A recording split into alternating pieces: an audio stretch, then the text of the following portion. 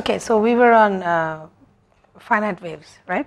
So we said that the for the unsteady 1D flow, the continuity equation and momentum equation. So let's start from there. So what we had was the continuity equation for unsteady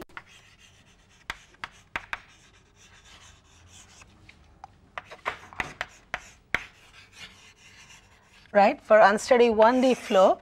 We got this in the last lecture, so we wrote it out to be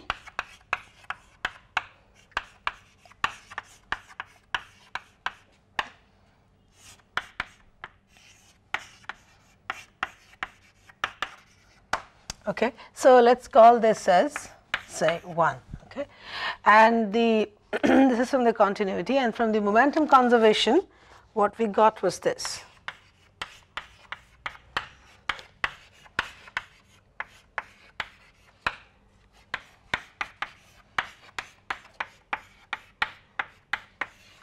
So this is the other, the momentum conservation equation.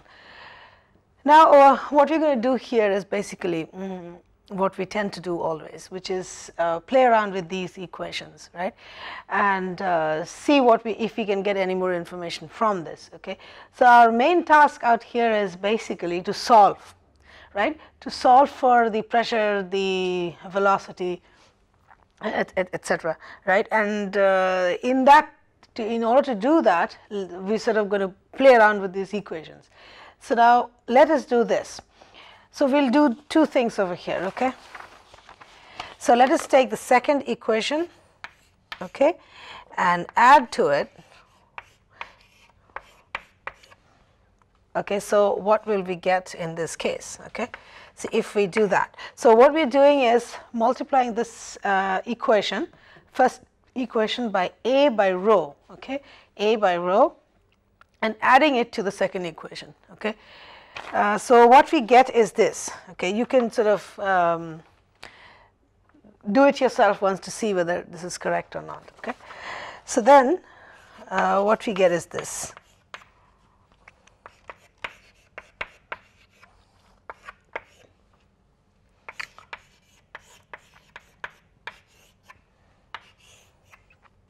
Okay,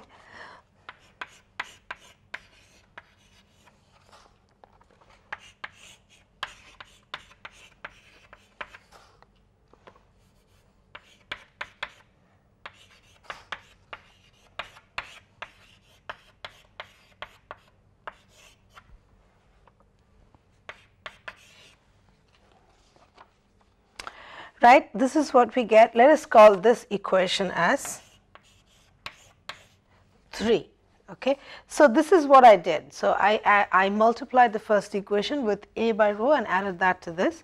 So I end up with this. Okay, so now the next thing is, let us do this. Let us take the second equation and subtract from it this A by rho into the first equation. Right, now if I do that, then I get this.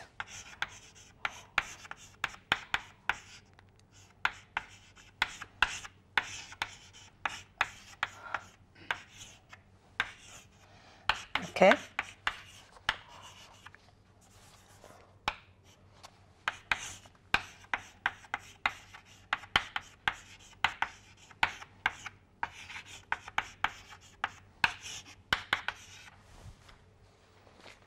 okay, so this is what we get.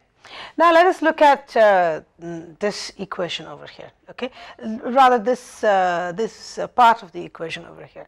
So if you see that this is essentially, so del u del t plus u plus a del u del x, right. Now if you remember the concept of the derivative, right, or the total derivative. So this is essentially the instantaneous velocity, the instantaneous acceleration, right, and this is the convective term, right. So this is happening because of the change at each location over time, and this is because of the movement of the particle from one place to the other. Therefore, that is the convective term. So therefore, this term I can actually write it as du, isn't it? So this is du when of course the velocity with which it is moving, let's call that as Vx, is V plus A.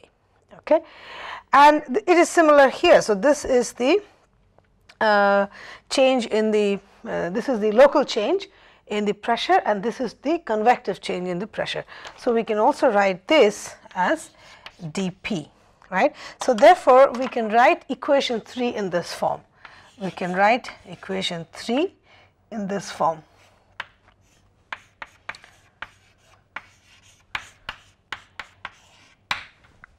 Right. So if I do that, okay, so if I do that, let me call this as equation, say 5. Now similarly, if you look at this equation here, okay, now let us just note here, in this case Vx is u plus A. Okay, so now if you look at this equation similarly, so again this also we can say this is the local velocity change, and this is due to the convection. Okay, so then this also we can say as du. There is however a difference, and this is dP. The difference however here is that the velocity with which the particle is moving is u minus A, right. So again for that case we can write du minus 1 by rho A dP is equal to 0. Let's call that as 6. In this case Vx is u minus A. Right. So we can write that. So therefore, what does this exactly mean? What does this exactly mean? Okay. Now if you have a Mach wave, right, if you have a Mach wave, then if the particle is moving in the direction of the Mach wave, then you have this equation, right, and if it is moving in the direction which is opposite to the Mach wave, then you have this. Okay, so that's what this equation essentially means. Okay, now if I now these two equations actually, okay, these two equations 5 and 6, okay, now these two equations actually they form the basis of a very powerful method in especially compressible flow, which is the method of characteristics. Okay, we'll sort of begin that.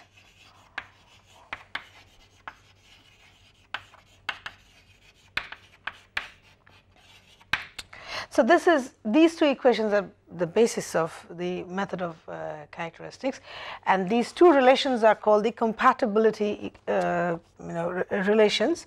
Okay, and these 5 and 6, okay, are the compatibility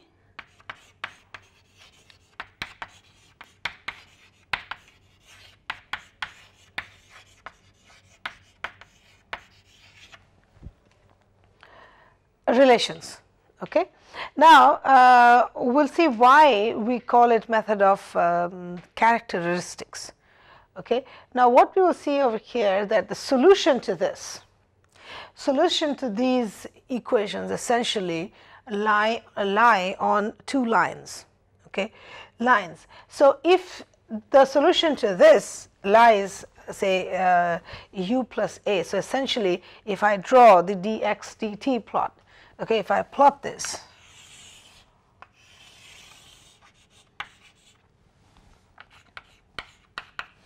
okay, now if you kind of recall what we did last time, so this is the solution to this lies on a certain line. Okay, and in that line the particle velocity is what we are trying to plot in that xt diagram. Now in this case we know that the particle is moving in the direction of the Mach wave, right. So dx dt is positive. So therefore if I have, say, this is an arbitrary curve, whether it can be a straight line or a curve, we don't know. So just for conjecture's sake, at this point of time we're going to draw a curve. Okay, so here, so this is my dx dt, right. The dx dt for this curve is u plus A. Okay, this is the line, and for this one, this lies on another line which is moving opposite to the Mach wave.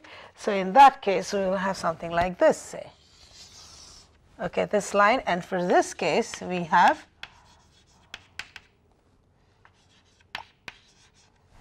okay. Now these are the lines which are called as characteristics. Okay, these lines are called characteristics, and these, so therefore this is going to be called a C plus characteristic for a right running wave. Okay, and this one is going to be called C minus. Well, C minus for the characteristic wave. Okay, so essentially, this is the basis of the method of characteristics.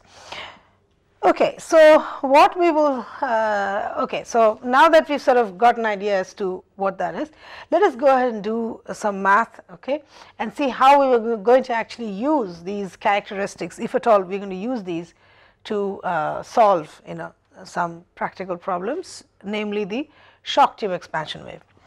Okay, so now if you look at this, okay, what we're going to do in here is integrate these equations 5 and 6, and let's see what we get.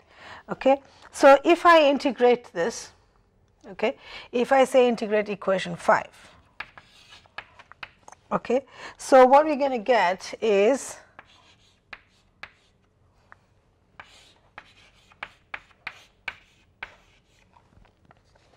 right. Okay, so this is what we're going to get.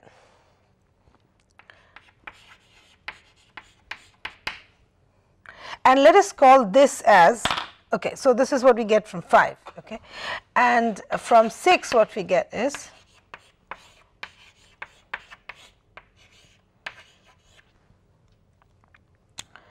okay, again this is a constant. Okay, now let us call this as J plus. Let us call this as J plus, okay, and let us call this as J minus. Okay, we're going to call it this. Okay, so essentially you can see what we're doing. So this integral, this J plus, is actually constant over the C plus characteristic, isn't it? And the J minus, which we got from integrating equation 6, is the integral which is constant over the C minus characteristics. Okay, now let us go and let us try and integrate this part. Okay, how are we going to do that? If can we integrate this? Now, without going into the, I'm not going to do all this detailed integration here, but I usually tend to give out my notes to students if they ask for it. So I have it all sort of done in detail over here. So if you want to look at it, you can ask me for it. I'll scan you and send it. Or you can do it yourself. I think it's not too complicated. I'll just give you a brief idea as to what are the relations I use to integrate this. Right? You can do it yourself, but if you can't, then you can take a look at my notes. Okay, so what we will do here is use these relationships. Okay, before I do that, now this J plus and J minus have another name. Okay, they're called basically Riemann invariants. Okay, so these are called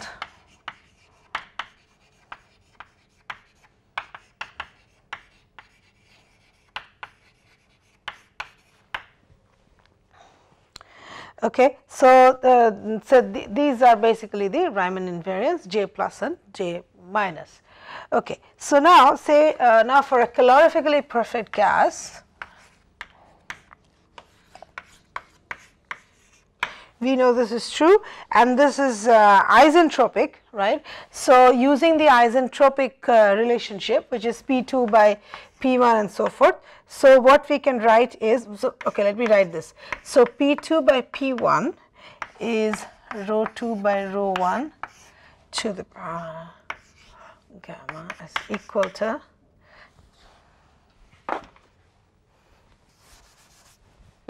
okay. This is equal to T2 by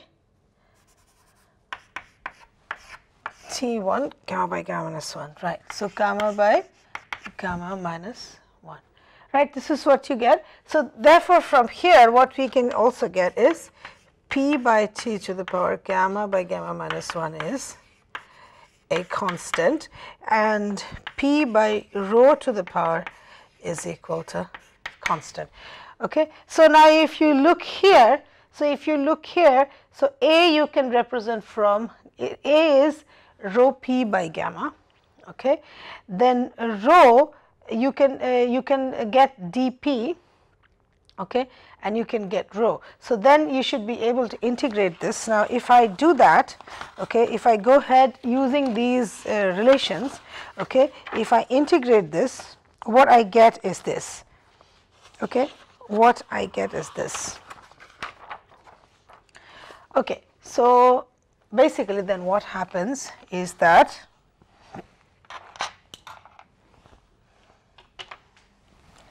so then J plus, okay, now J plus becomes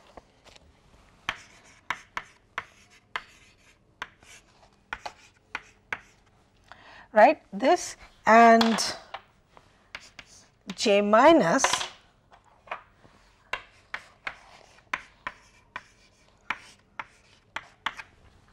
right. So needless to say that this is constant, okay. So this is a constant,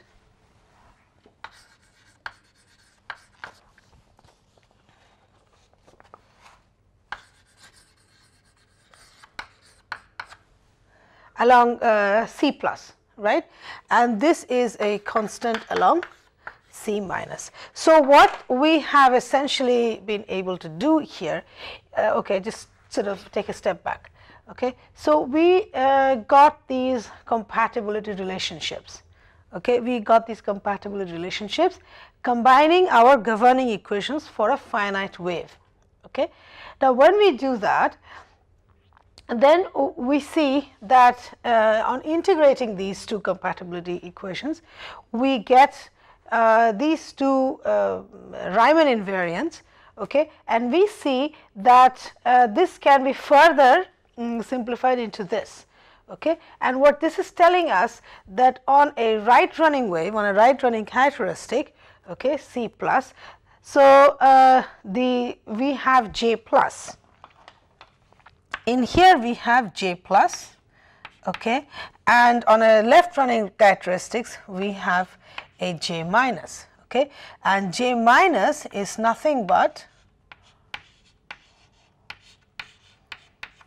so and this is constant on a particular C minus. This term, a combination of the velocity and the speed of sound, is constant on a C plus C minus characteristic, and similarly here this is U plus 2a by gamma minus 1. So essentially what we are seeing is that the solution, right, to the compatibility equations lie on certain lines which are known as the characteristics, okay, and this is the new information that we are getting now, okay. Now we have to see that how we are actually going to use this, okay, how this is going to be put to use.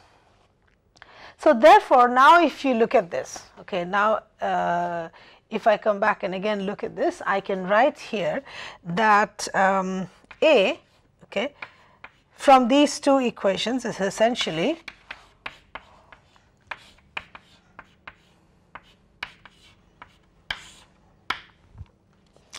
okay. So A is gamma minus 1 by 4 J plus minus J minus, okay. If you sort of, you can cross check this, okay. So and U is J plus plus J minus, okay. So I am basically using the writing the velocity of sound and the local velocity in terms of the Riemann invariance, okay. All right, so now let us do this. So now that we have sort of found out a way in which we can evaluate a finite wave, let us go and see how we are going to apply this, for example, to the expansion fan in the shock tube, okay. All right, so to do that, let us okay, so let us go back here.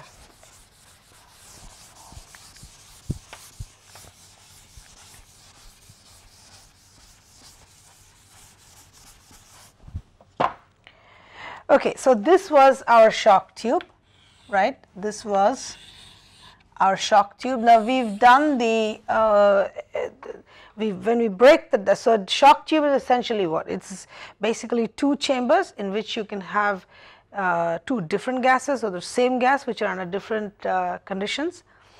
They are separated by a diaphragm which we break by a mechanical means or electrical means at some point of time, and what that does, it sends a shock wave traveling to the right of it, which is moving into quiescent flow, and we were able to calculate the properties of the fluid once a shock wave moves, okay, behind and in front of it, and that we have done. What was left to do is, when we break the diaphragm, there is an expansion wave which travels to the left of it, which travels basically in the direction opposite to the shock wave, and what we are left to do is find out the properties in front and behind of this expansion wave. Okay, so this is what we have. So if you, this was the contact surface which is moving again to the right, and we had an expansion fan, right, say something like that, and that was moving into this region. Okay, so this region was say 4 and this region is 3. Okay, so this is it, and this is okay, I'm sort of breaking that region out. So therefore in here, this is say at time, this is at a non-zero time, okay, at some instant of time when we break it, then this is what happens, okay. And what essentially happens is that you have the shock wave which moves to the right, and that induces motion in the fluid which is behind it, okay. So we will have a velocity in this as well. Let us call that as u3. Now this is a contact surface, okay, which moves you know, to the right, basically following the shock wave. Okay, so now that we have this, let us draw an XT diagram for this. Okay, let us draw an XT diagram for this.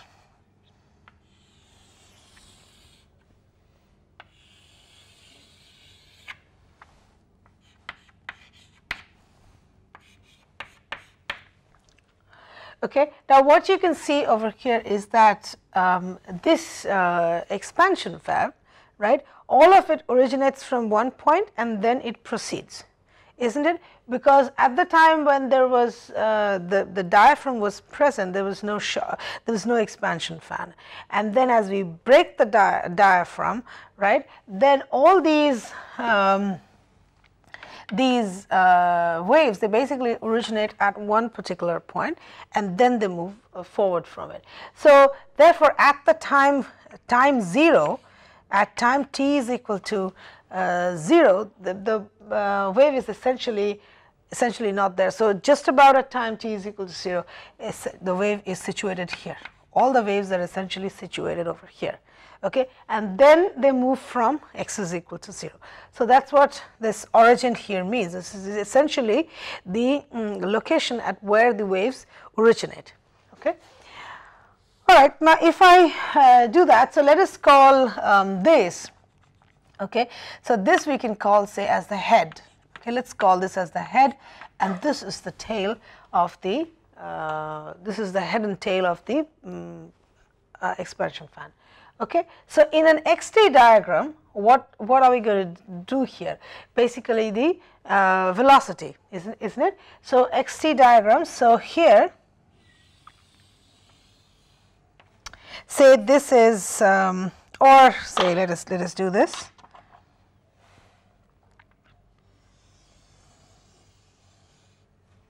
So say this is the head. Okay, this is the head of it. And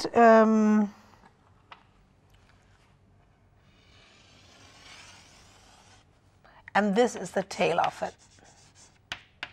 Okay, so if you look here, so say this is the tail, okay, and this is the head. Okay, so this is the head,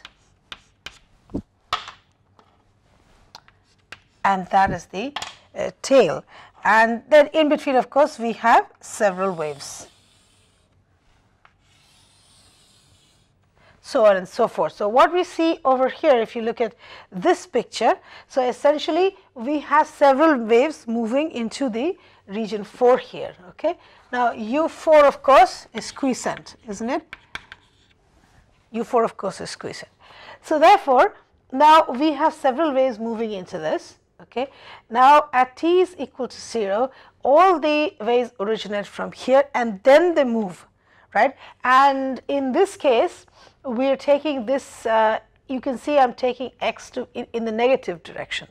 Okay. So that is the reference frame here. Okay. It is moving to my left. Okay. And so they originate from here and then they move into this region 4. So therefore, this is the expansion fan, and this corresponds to this over here. So to the left of it is moving into region 4. So this is actually my region 4, okay, and this is my region 3. Isn't that right? So this is it. Okay. So therefore, in here, of course, now let us write down. So in U3 region, which is corresponding to this on the xt diagram, okay, we have essentially velocity is U3 and the speed of sound is, say, is A3, right? Now in here, what is U? So we have velocity U4, this is quiescent, so this is 0, and A4 is yeah, so that is the velocity of speed of sound. Okay. So this is essentially my region. So therefore, if you remember, okay, now if you what we did just now, right? What we did just now here, if you look at this, okay, this is the xt diagram, right? So we said on a left running characteristic. So now on a left xt diagram, on a left running characteristic, okay, we have the slope is dx by dt is u minus a, isn't it? Which is that the particle is moving away from the wave, okay, and it is moving with the velocity basically u minus a, right? So dx by dt. So now these say are the characteristics. Okay. So if you consider these are C minus characteristics, right, because the particle for a left running wave, right. So let us say these are, say, C minus characteristics. These are all C minus characteristics on which this is the slope, isn't it? So the slope is u minus a. So this is u minus a, so this is essentially dx by dt. This is the slope of this characteristic, right? So if I look at that, then in that case, what is the slope of the head of the expansion wave? Okay, what is the slope of that? Because u4 is 0, right? Similarly, what is the slope out here? So this is, isn't that right? Okay. So that's what we have from here. Now, what should be asking at this point? So I say that for this is my expansion fan, and I am drawing the characteristics. Okay, because why am I doing this? What am I doing this here? Okay, basically what I need is the properties, okay, across the expansion fan, right? And how am I going to do that? Well, I say that these are my governing equations, right? These are my governing equations of an expansion fan, and what I have found out that the governing equation, the solution to that, especially solution to that, lie on lines which are known as characteristics, and these characteristics for a left running characteristic. So I am basically plotting that on x by t I am doing an xt plot for that, and on these lines which are essentially the C minus characteristics. So, these are the slopes. Okay, these are the slopes. So, in this case what is these are left running because the particle is moving in the direction opposite to the actual wave. Okay. Now, if this is it, so then okay. Now, the question to ask is, what is the difference between this plot and this plot? Okay. When I did this and I said the solution to the governing equations or to the compatibility equations basically lie on lines, okay, and we are not specifying whether this has to be a curve or it has to be a straight line. These are just lines. Okay. So, therefore, we drew these arbitrary curves. Here, however, I have drawn straight lines. Okay, I have drawn straight lines and I am calling them as C minus characteristics. Okay. So, I think first thing we need to do is prove, let us prove that it is indeed a straight line. Okay. It is indeed a straight line. So, in order to do that, say I will draw for in this case, okay, I will draw two the C plus characteristics. Okay. If I have to draw C plus characteristics, so say okay, is there anything else here? Okay, that is it. Okay. Now, let us do this. Okay, let us draw two, say, C plus characteristics.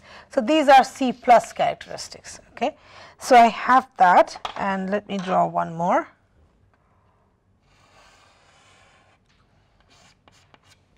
These are also C plus characteristics. Now, we are going to call these, we are going to call these locations something. Let us call this as A, B. Okay. So, then here on the head on this characteristics, this is C and this is D. Okay. And anywhere in the middle, say this here, anywhere in the middle, this is E and this is F. Okay. So, what essentially we are saying is that we are drawing these C plus characteristics. Okay. So, what we are going to try and prove is that these lines are indeed, these characteristics are indeed straight. Straight for this particular kind of a expansion fan. Okay. So, what I have done here is drawn the C plus characteristics, and what I am doing here is essentially these are intersecting the C minus characteristics. So, therefore, I am calling these, I am specifically locating those points and calling these as, giving them some names. Okay. Now, let us see. Now, in this case, so what we know is that, yeah, these are things that we know, right. Now, so if I go to say in region 4, okay, if I go to in region 4, so let us say, how will we calculate, say, now J plus is constant on a C plus characteristic, isn't it. So, these are C plus which are associated with J plus, okay, and this is J plus, and J minus is on corresponding to. So, C minus characteristics and J minus is constant on C minus characteristics. Okay. Now, let us calculate J plus, okay, for A. So, this A point is in the region 4, isn't it. So, in here this is, okay, this is essentially what. So, now this is the J plus, okay, in the A region. So, this becomes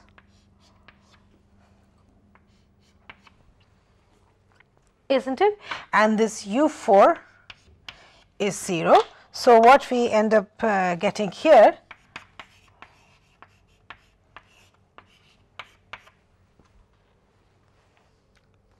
okay, is that fine? Now, let us calculate j plus of b.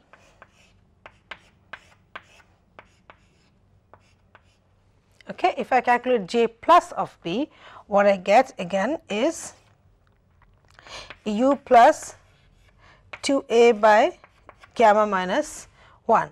Again this is a and this is a, this goes to 0, right. So, this is again 2a for gamma minus 1. So, you can clearly see that j plus a is equal to j plus b. Okay. Now, let's just stop here for a moment and think about this. This may not be true for every possible case. Okay. What we are doing is we are taking the characteristics and looking at it for this particular case. Now, what you see is that this is a region, right. Now, this wave is moving into this quiescent flow, this u4 out here, okay, and they are all originating at the same point. Okay. Now, think about this. Okay. Now, if this did not originate at the same point, if I had another characteristic, this head or this head that I have drawn over here, if this did not originate at this point t, then a and b would most probably be different. Okay.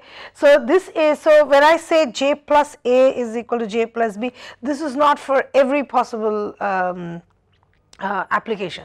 It is just for this particular case. So, we are applying this concept or methodology only for this particular case.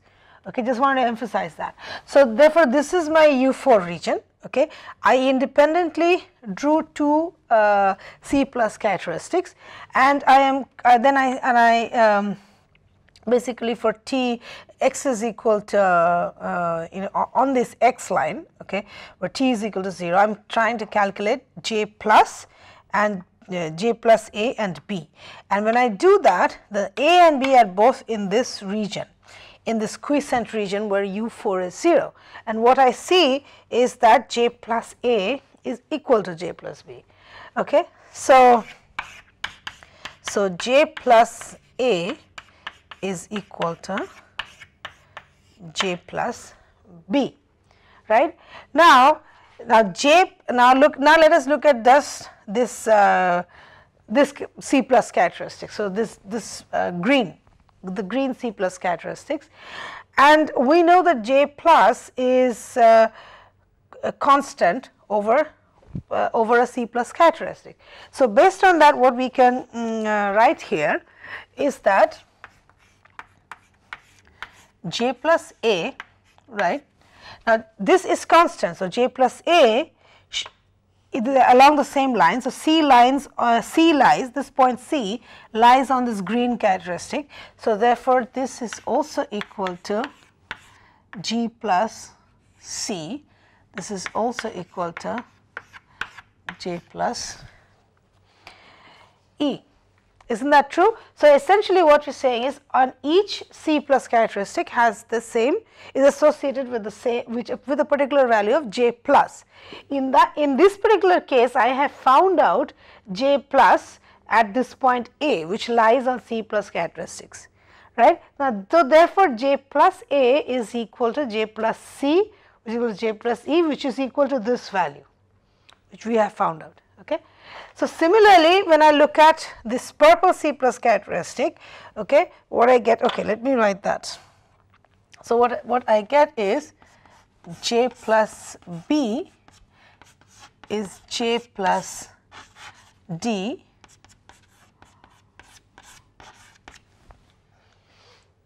F. So, what I am doing is just going at different points of this C plus, okay, and I have on all these points B, D and F, they all lie on the same C plus characteristic, and hence they all have the same J plus, which incidentally we were able to calculate, which is equal to J plus of B, and which is equal to this, isn't it? Now, again, since we know that these two are actually equal to each other, isn't it? If that is true, then what we get is, if that is true, therefore these two are also equal, isn't it?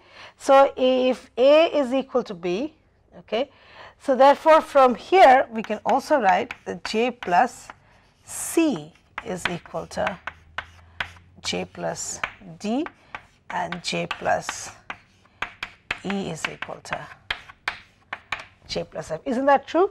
So, now these two are equal to each other. Okay. Then we move out here. Now, the reason we kind of are interested by when we say J plus C is equal to J plus D, because we see that these 2 points also lie on a C minus characteristic. Okay. They also lie on a C minus characteristic, and therefore, that is important. So, therefore, what we are saying is these 2 points, these 2 locations C and D, they also lie on a C minus characteristic. They lie on the same C minus characteristics, but they lie on 2 different C plus characteristics, right. And what we are able to see here is that for this particular case, J plus of C is equal to J plus of D, right. And similarly, J plus of E is equal to J plus of F.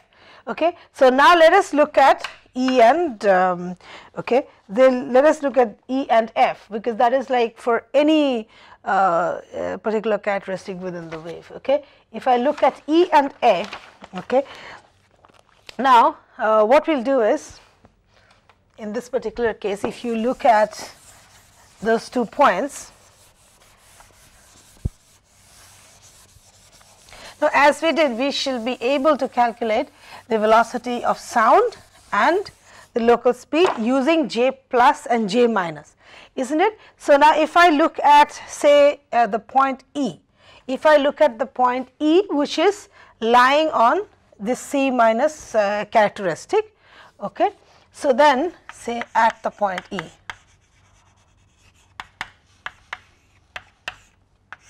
okay. So, I can write the velocity, isn't it? So, now at the point E, I know J plus E and I know J minus E, isn't it? So, therefore, I can write this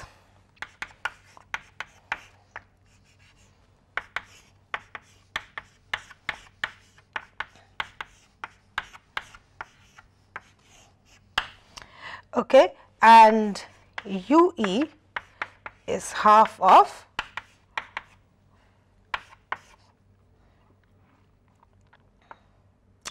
J plus E plus J minus E, which we have sort of written earlier. Yeah, I think this should be a minus. Yes, this is a minus. Okay. So, okay, I got that wrong here. Okay, and at the point F, okay, similarly, so what we have is AF, okay, is gamma minus 1 by 4, again J plus of F minus J minus of F, okay, and UF is half J plus of F plus J minus of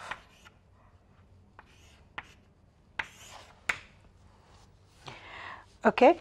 So, now what is the slope? Okay, what is the slope of the characteristic at the point E? So, what is the slope here? What is the slope here at the point E on C minus characteristics? It is this, right? U minus A. So, I can write here the slope here is UE minus AE, right. If I do this, basically I have UE minus AE, and similarly here you see what I am doing. So, then slope is UF minus AF. Okay. So, what I have done essentially is taken 2 points. I have taken 2 arbitrary points on this C minus characteristics, right, C minus characteristic which lies anywhere in between this, which represent any part of the expansion fan, and what I am doing here is calculating the slope here and calculating the slope here. Okay. So, using the information that we can get from the characteristics. So, when I write this here, so slope is UE minus AE here, okay, and slope here is UF minus AF. Okay. Now, what we have seen so far, okay, if we go back, is that J plus E,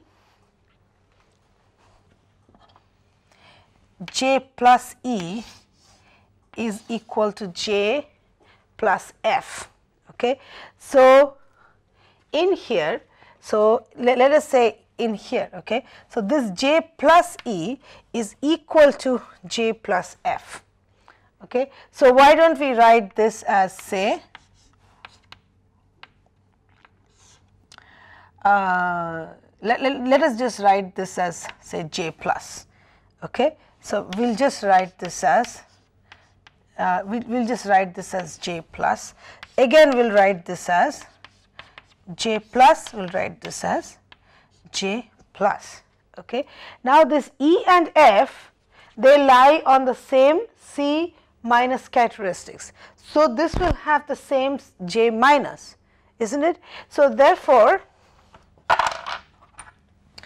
this we can write as, say, J minus, this is also J minus, this is J minus, and this is J minus. Okay. So, therefore, what happens to UE minus AE if you look at this? Okay. So, this is essentially, so I am going to just write it like this, function of J plus and J minus. Similarly, here this is also a function of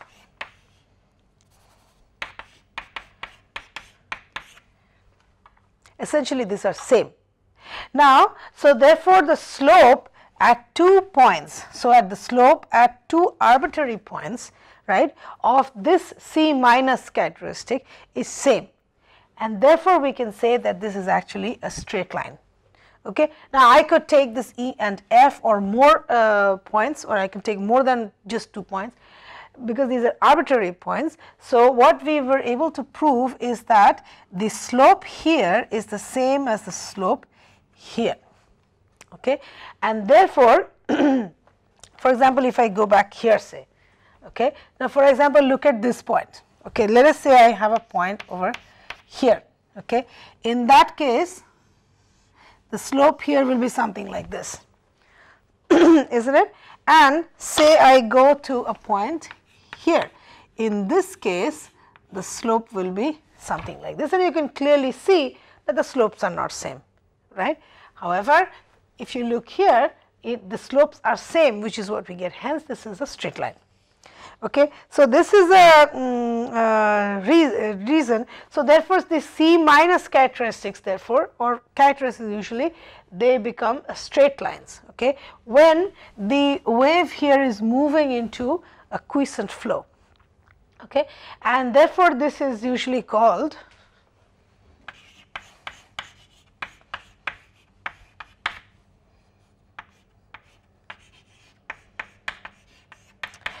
a simple wave. Okay. All right. So, simple wave, and also it is also called a centered wave, because it is a simple wave, okay, because it is moving into quiescent flow, as a result of which all the characteristics are straight lines, and also it is a centered wave because the waves are generating at a single point and then they move away from there. Okay. All right. So, now that we figured that out, okay, so we have been sort of we are in the process of trying to figure out the properties, you know, across an expansion fan in the shock tube. So, what we have, you know, we still haven't done is the actual relation between the properties, which we will do right after this. Okay. Now that we have proved that we basically have a simple wave which is centered at t is equal to 0. Okay. So, and these characteristics are straight lines. So, we will continue with this and get a relation between the properties of the waves, and then we will see how the properties vary, okay, when such a wave starts traveling in the shock tube. Okay, thank you.